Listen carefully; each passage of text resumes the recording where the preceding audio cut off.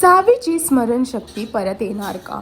जुळली गाठ ग या मालिकेमध्ये धैर्य पूर्ण प्रयत्न करत आहे की सावीची स्मरणशक्ती स्मृती परत यावी आणि त्याचमुळे त्याचा संघर्ष चालू आहे. तिथेच डॉक्टर त्याला एक सल्ला देतात.